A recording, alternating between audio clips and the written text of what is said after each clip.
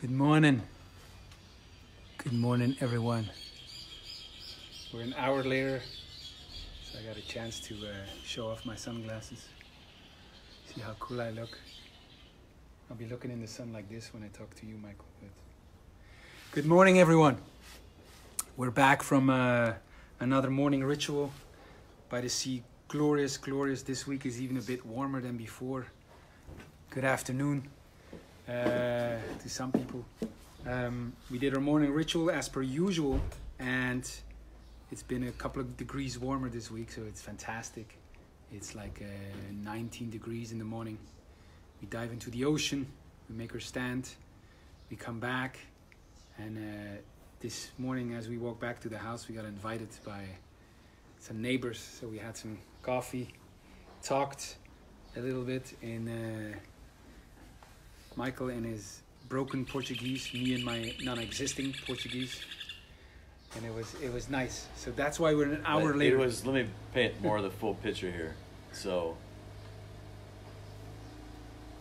we don't meet women around here, like mostly in most days for a month and a half. So there's no, normally when you're here in Brazil, you greet a girl, she'll give you a kiss on the cheek, and it's so warm in Brazil.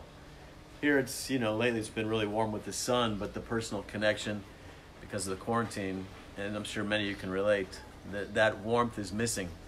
So we're walking back and the sun is shining, and the neighbor woman we met last week, an older lady who cooked us dinner on Sunday, and she cleaned our house a few days before. She was out there with her daughter, and they were out there in the morning sun, and we started talking, and we chose to make an exception in our rituals to just spend an hour there this morning taking coffee and connecting, and it was pretty rich. But Hans, you had the topic for today. Yes. My sister is watching. Dag Joke. I was wondering this morning about, how would I say this best? I put the title, Why We're Not Living the Life That We Know We Want. And it's something that frustrates me as a coach, because it makes me feel less powerful than I would like to be. And it's this. Like last week I work with two guys, and they contact me. This is actually going to be a question to you. They contact me in a time of need. Say K and F. Each one of them were in a situation where one, because of the whole situation with quarantine or whatever, he felt that the girl was taking distance. Not just physically, but that she was slipping away, and he was afraid. He's losing his girl. He's losing the girl, and he's like contacting me. What can I do to keep her, to have her come back, to hold her? And F contacts me also, and it's very similar. These are strange names for guys. F and what's the other guy's name? I'll call him Quito and Fabian. Okay. And but both are very similar in the sense that they contact me in a time of crisis when they're afraid that they're gonna lose the girl they like, and they want her back. Much like they would contact a doctor when they have some acute pain. And they contact me, explain the situation, and I like helping about it, and I tell them what you could do right now is this. And I say also in the same breath, but this is a good solution now, a temporary solution, like a medicine would take care of the symptoms. Yes. But I want you to know that if this is just medicine for the symptoms, and if you don't change your ways, yes, it will come back. Yes. And you will lose her. It's only a matter of time. Yeah.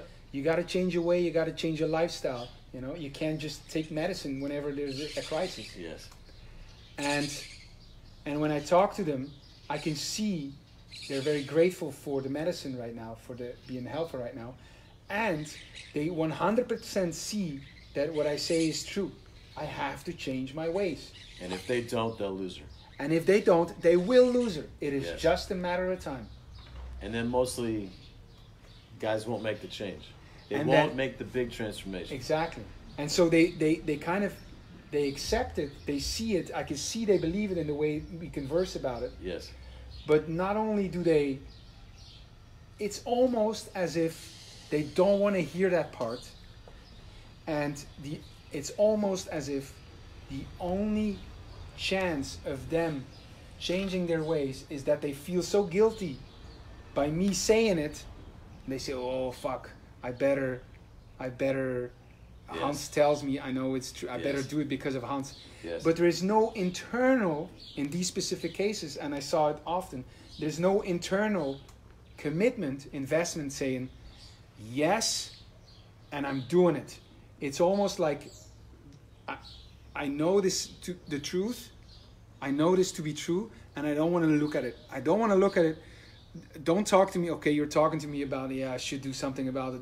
Oh, Right. he's not talking to me, that's better. I don't Right. hear about it. I Right. can go back to sleep. I'm not addressing it. I'm Yes. not facing it.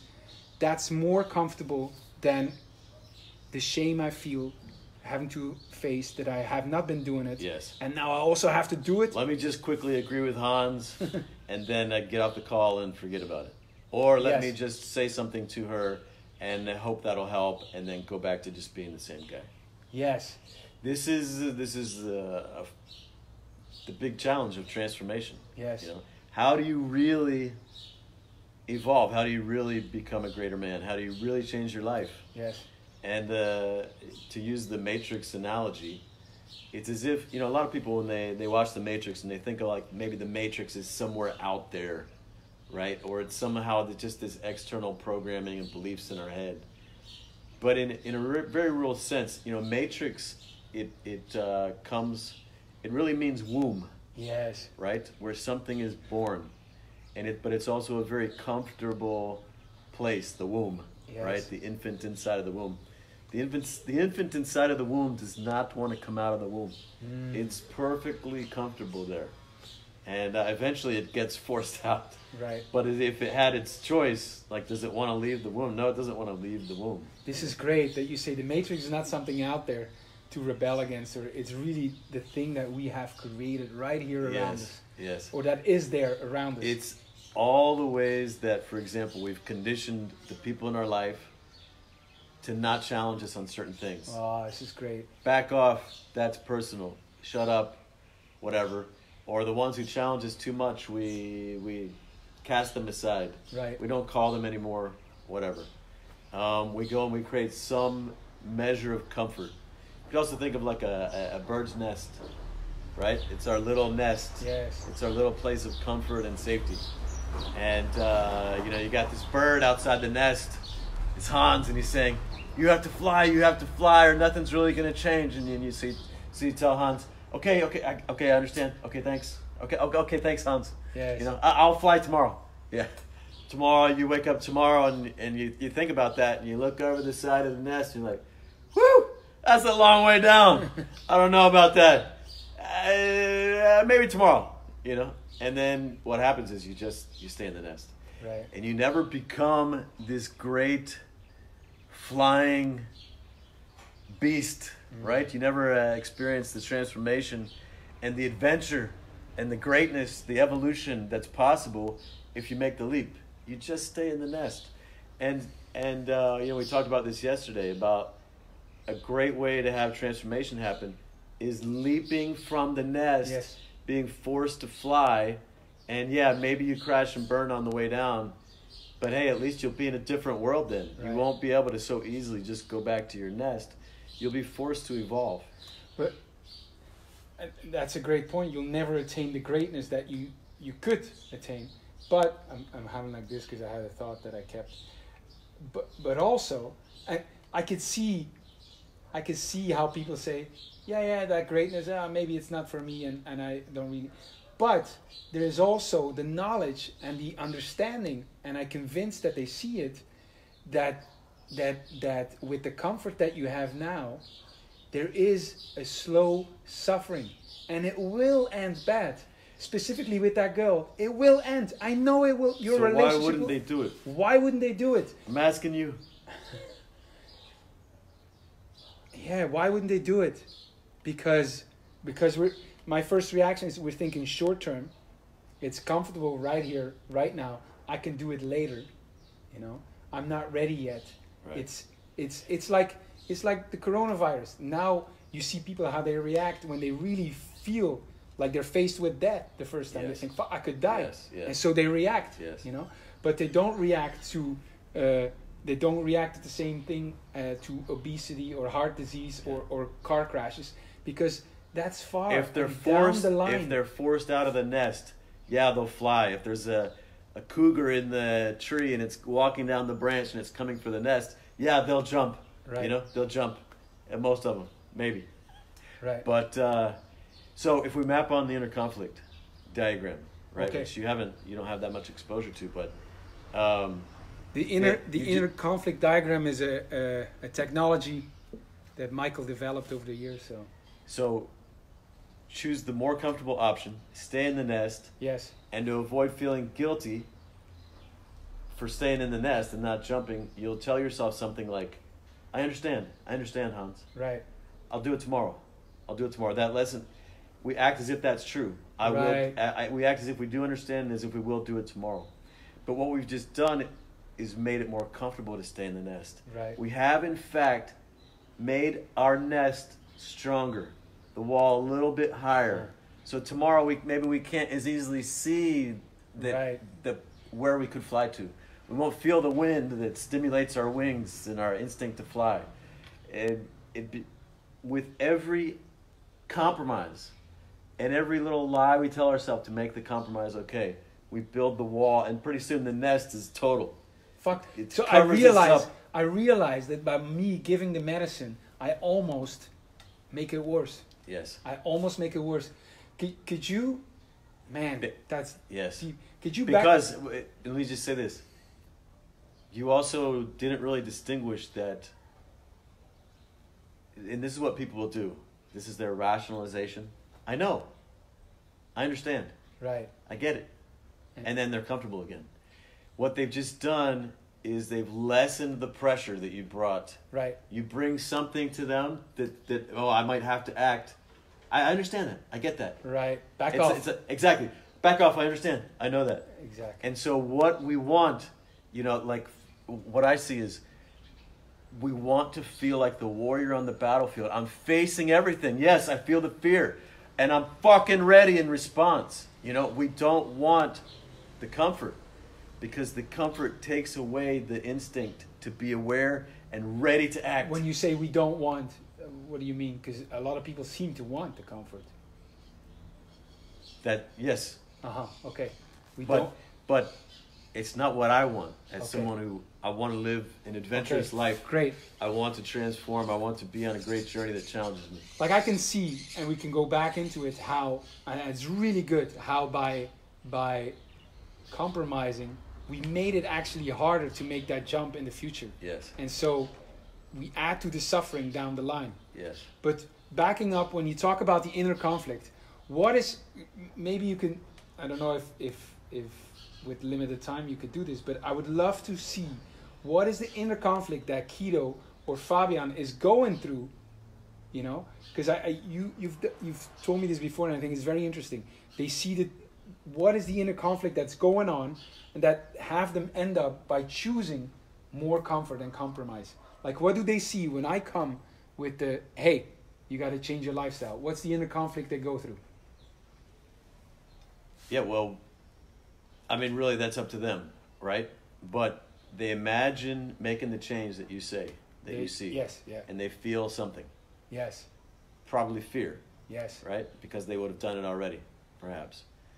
So then they think about not doing it. Right. And they're really aware that they should do it. They agree with you, right? I should do it. But if I do it, fear. If I don't do it, guilt. So then they think about doing it, but then there's fear. But then they think about not doing it, then there's guilt. It's this loop. Right. It's this, and it's stressful. The inner conflict is stressful. They need a way out. Yes. They need a way out. And one would be to jump. Yes. because then you get rid of the fear. Yes. And well, you're going into the fear. You're going into the fear. Right? You're saying, in the face of the fear, I choose this. Right. That's when you put yourself in a whole different reality. But what most people do is not face the fear and not do it, and then they're left. I'm running through it to avoid the fear. Yes. They'll do the thing that they'll avoid doing the thing they're afraid of. Right. And then to avoid the guilt of not doing it. No. That's the step, because they choose to not address the fear and not do it. And the only negative thing is that a possible guilt. Yes. Feeling guilty for not doing it. Yes. And so now we have to deal with this. Yes. And how do people deal with it? I'll do it tomorrow, Hans. Right.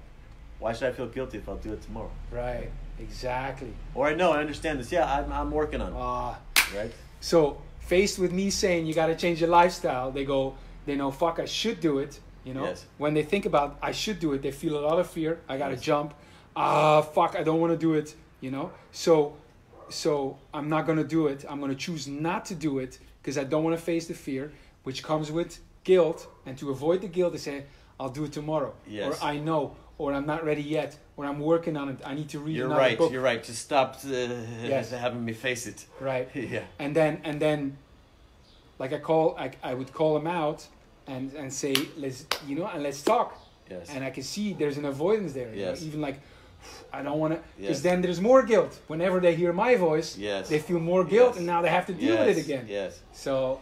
No, I was telling you the other day. That's great. That's fantastic. I was telling you the other day about the beginning of the ice stand, the first full day after the morning, and everyone's coming. Everyone has a front row seat. It's a circle, so there's no hiding. Yes. In the back row or behind a desk, and I can see everyone's body language. I can see the look on their face, and what I'm looking is, are they facing? And I know they're facing and feeling it. If they're like, they're not. We close your body up, you can't feel as much, right? If they're open body posture, they're maintaining eye contact, and like they're becoming a little, they got to breathe a little bit. Like, okay, they're feeling the pressure, And the ones who are really comfortable, like, I know that the way they're responding to the pressure that I'm bringing to face themselves, because I'm not telling them what they should do. I'm just having them face themselves and the things they say they value, what they say is most important, and I'm having them face it. And their body language and their voice tone and the things they say will be a reaction to the pressure I'm bringing to then make it more comfortable and sit in their nest. Like, they could sit there, you could sit there through an entire event in your mind responding to the speaker like, yeah, I know that. Okay, when are you going to get to the good stuff? Right. Or whatever it is, all these narrations are making it so they don't have to face. It's making it so that they don't have to really be present. And so this is the first thing that we really address is readiness. And what is it to be ready? To be ready, and the difference between being prepared and being ready. Or how can you be ready? Because I want to say both to Guido and Fabian, that I don't judge him. I really want to understand what's going on, so I can find better ways to, and it seems that this is the key now, to when they choose between facing fear or dealing with guilt, that they still face fear. Yes. Because it does seem more easy to live with guilt and address that. Short term, that seems like the better solution. It's normal, because to face the fear, that's a big thing now. Just to survive. Okay, give me some comfort. Right. It certainly feels more like survival in that moment. But what you're doing is you are ignoring the call from your own consciousness to face that this thing is important to me. This is survival. This is thriving. It's easy if your child runs out towards the street. You might feel some fear, but you're going to go act for your child. Well, what about these other things that you say are important to you? But they know this. They know that this is true. It's not that they don't see this. They know, when I talk, they know they have to live that life. This is your trap. Yes. Knowing is The easiest rationalization. Of course, is, but they know, they are convinced. I'm trying to understand the thinking process. Yes. They know, yes, I should do this. I know it's right, but it's completely normal that someone, when faced with the acute danger of here and now, the fear, or not do it and just deal with the shame. It's when it's so easy to think I'm going to do it later, and that suffering comes just down the line when I'm not listening to it, or it just comes down. It's not right here and right now. It's normal that people choose that. It's normal they choose the comfort. It's normal that they say that they then deal with the guilt and say I'll do it later. Yes. But what's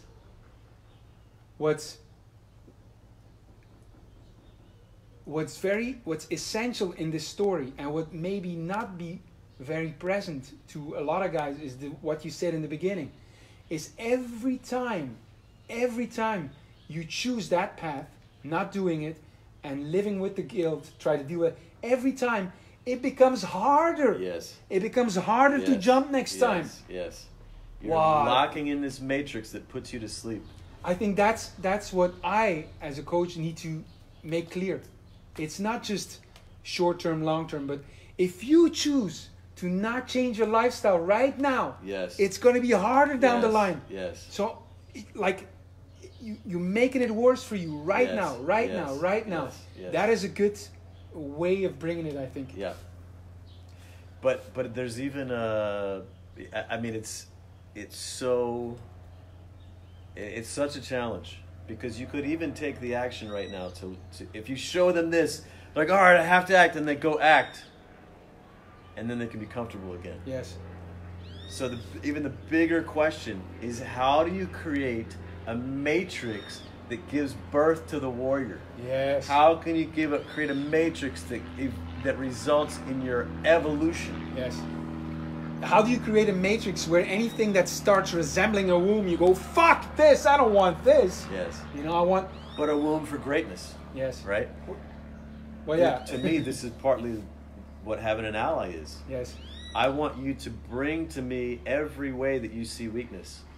So maybe not all at once, maybe not all at the time, but I don't want you, when you notice I'm not waking up, I'm staying asleep, I'm allowing myself to betray my values, my what I say is important to me, then you call me out so that I don't go back to sleep, so that I don't start building this nest. So it's really, that's where the system comes in, and the system is many things. Is the rituals, is the allyship. So what the task is, man, I see it now way more clearer, is when you realize, is making clear, I think maybe part of our job, what we can offer, making clear that every time you choose to not face the fear, and you choose to not do it and then just deal with the guilt, you make what you're afraid of, you make it even bigger, and you make the jump bigger. So it's better to act now. Once you decided, okay, I'm going to do it, that's the first step. Yes. And that's beautiful, you know, a renouncing or a really taking action. Yes. But what you really need to commit to, I think, and that's what I've been learning here in the past month and a half, is you commit, not relying on your discipline and your courage, I'm going to do this, but really you commit to building a system that changes that internal dialogue and does no longer have you choose comfort and dealing with the guilt, but has you choose adventure and say honor, a system that whenever you see something that might be afraid of, you go there, and that you see the suffering that comes with compromising, and that you're way more afraid of that. Yes. And you got to build a system. You can't rely on yourself. Imagine joining the military and going off to World War II, right? You're now with a platoon of guys. Maybe you're all scared shitless. You wake up scared. But we got to do it, and my brothers depend on me, and they're going to call me out, and there's consequences if I disobey, and like, it's a whole fucking thing that's going to develop you as a warrior, right? But this is great. Like, really choose for something. Choose to put your trust in a system that you can develop and you can choose for, you know, and then let that do the work for you. Yes. Because if you rely on you right now you know, and you got all this conditioning. You're gonna choose what you've been choosing all this time. Yes. Now, let's use another analogy here with you, because last year, you know, I was busy with some other business projects and stuff like that, and I knew you really wanted to do some things together business-wise and have me mentor you in business, and we didn't do that in any kind of a committed way, but I was just showing you, pointing some things out here and there. But what I often got back from you was the rationalizations to not take the bigger step, to not make the bigger commitment. You know, I hate technology. I don't really like marketing. Like all these things that made it comfortable for you to not evolve in a business realm. And then sometimes you would come to me and you would say, you know, it's your fault that I'm not moving forward because you're not mentoring me. It's the mentor's job. And so I said, okay, I can see where this is going. I'm not mentoring you. I'm not mentoring. So that way, what it eliminates that way out for you to say that it's. Would you say what I want to say is, it leaves you feeling more pressure. Okay, it's on me, because you were coming to a point where you wanted more business growth. You were making progress to say, man, I really want this, but you were putting some of that on me, and so I said, okay, let me just take myself out of the equation, because. And I didn't have the invitation from you, like when I tried to put it back on you, you didn't want it back on you, right? So I said, okay, this is not a place where I'm empowered as an ally or a mentor to really have you face yourself and make the jump, make the evolution, right? Because you want to put it back on me. So I said, okay, let me just not do that right now. And then as we're thinking of doing this together, what I said is, okay, let's commit to this huge monetary goal that's going to require you to transform. Like the Hans who you've been cannot attain that. You'll have to transform. And it's scary as fuck to leave everything behind and think, fuck, I might have to change a lot of shit, you know? Might have to sacrifice some stuff. I might have to do shit that I'm scared of or I don't want or whatever. And then I also said, it's 100% you. It's not going to be me. I mean, yes, I'm here for you, but it's 100% you owning that. That way, and I can tell you feel a lot more like, hey, this is great. This energy, because it's like I'm on the battlefield and fucking there's no getting off the battlefield. And I'm for damn sure what my commitment is to you is you're not getting off the battlefield. You know what I mean? I want you feeling that. That's great. That's like a space where real transformation can happen. So have I constructed a story for myself? Because to me, the experience is one of this. Like I know what I just said about the guys, you know, and taking that leap of faith. But to me, like say in my business ambitions, the story seems to be for me that I became interested in this challenge and we worked a little bit together, and it's not really like I'm not making the progress that I want, but you kind of like install in me the business bug or the entrepreneurial bug.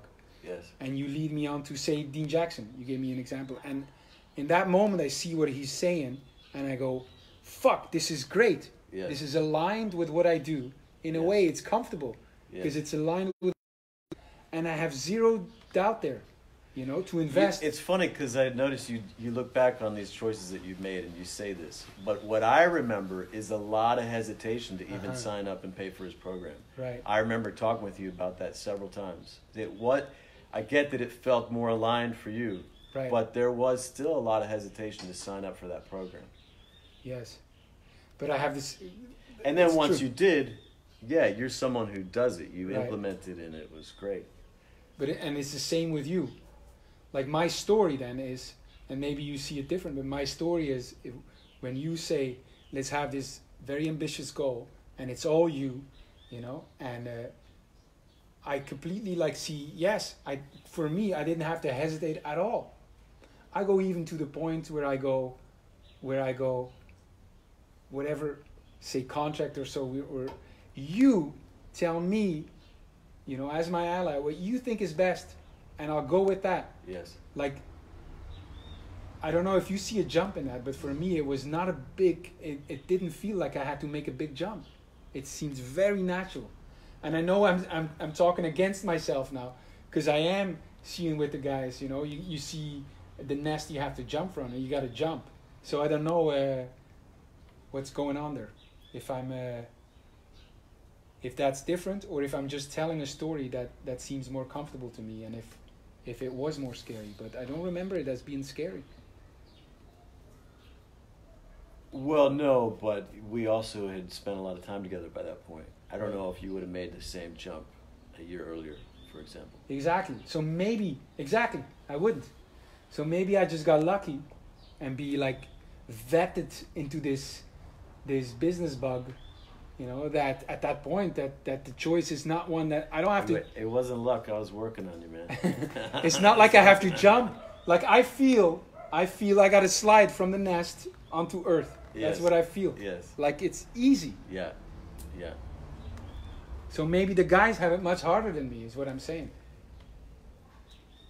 Yeah, but really inside of me, I'd already been being your ally for quite a while. Yes. You know, I fuck with you a lot, but a lot of my fucking with you, I'm really watching a balance of I want to make him tougher. I want to make him stronger, but I okay, maybe I went too far there. Let me back off. Let me give him some space. You know, also with the... That's a way to explain that he always loses when we fight.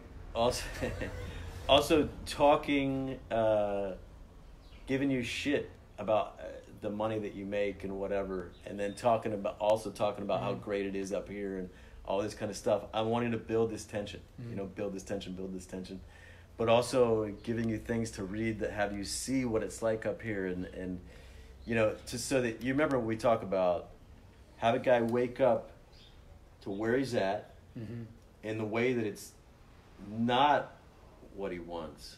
Have him really confront that where he's at is not what he wants, and have him really wake up to where he could be and how great that would be and all that, and then have him wake up to like the challenge that stands in between. I think that's a great thing of having an ally, and so I got lucky, and I think that's a good description of what happened here. But what about the guys? I wouldn't say that you just got lucky, because I also saw you like as someone who takes action. You know, you're a warrior in life, and you know, so I was drawn to you as far as, hey, we could do something together here, you know. So there's also a responsibility of guys that you want to work with, because you want to work with warriors as well, right? You know, and you don't want to have to drag them right across the finish line. But it is worth exploring. If I think of... But you can set the bar so that unless you see that they're really warriors, that they really fucking want this, and you can set up your program to be such that they have to commit at a level that scares the fuck out of them. Fuck, maybe I should... Because I don't want to like say the to make it so that their chances of really successfully making it are greater. If you make it so comfortable and easy to jump out of the nest, and they're not prepared and they're not committed, they're gonna fucking land splat on the ground. But what helps me in this is to realize that when I'm giving them medicine, in a way, I'm making it long term. I'm making it harder for them to jump. That's a good way for me to understand that it is important that I first cultivate or bring out the warrior in them before I give medicine. Yes. Yeah, because it's easy to just tell guys what to do, and then you could have a complaint that they're just not doing it. Right. You know, you could make it about them. You know, but you could be feeding that exact thing that keeps them from making the evolution that they need by just giving them the answer. And so, yes. I'm gonna do my thing with Neo. Neo, I know you're out there. Don't do it on my phone.